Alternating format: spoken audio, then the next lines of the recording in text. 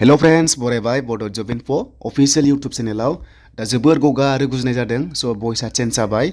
दा आसाम पुलिसनिफ्राय मोनसे district वाइसआव वेकेन्ट post ओंखारदोंमोन स' बेखौ डिक्लेयार खालामबाय जे बबे वेकेन्सि पस्टआ बबेयाव दङ दा गोबाव खालामा जों नायगोन गासिबो डिटेल्सखौ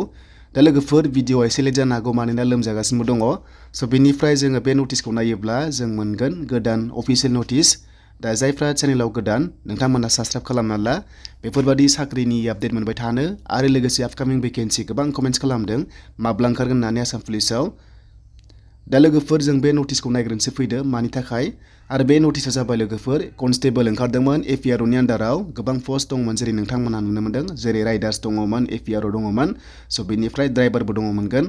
दा गोबाव खालामा बेयाव वेकेन्सि वाइसआव ओरैबायदि ओंखारदों जे स' नोंथांमोना नै डिस्ट्रिक्ट वाइसआव ओंखारनायखौ नुनो मोनबाय स' बिनि एगेन्स्टआवसो नोंथांमोनखौ सेलेक्ट खालामगोन स' नोंथाङा क'क्राझारनि बा चिराङाव सेलेक्ट जानाय नङा दा बेखायनो गावबा गाव डिस्ट्रिक्टआवसो बेखौ सेलेक्ट खालामगोन वेकेन्सि दंखायो स' बेयाव काट अफआ थांगोन एक्सट्रा दा बिनिफ्राय लोगोफोर बेयाव नायोब्ला हमना ला एग्जाम्पल उदालगुरियाव 11 दङ दा उदालगुरिया बाक्सायाव जाया जास्ट नोंथांमोना उदालगुरिनि थाखाय बेयाव सिलेक्सन जागोन स' बे एग्जामा जाथारसिगोन दा बावैनो स' नोंथांमोना सिगांनो मोनखादोंमोन 45 मार्क्सनि होननानै दा एग्जामा जाथारसिगोन दा बावैनो आरो बेयाव नेगेटिभ थाया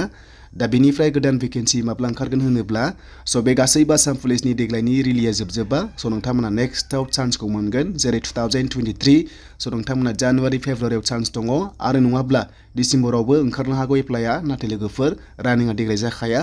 नोंथांमोना 2023 आवसो चान्सखौ मोनगोन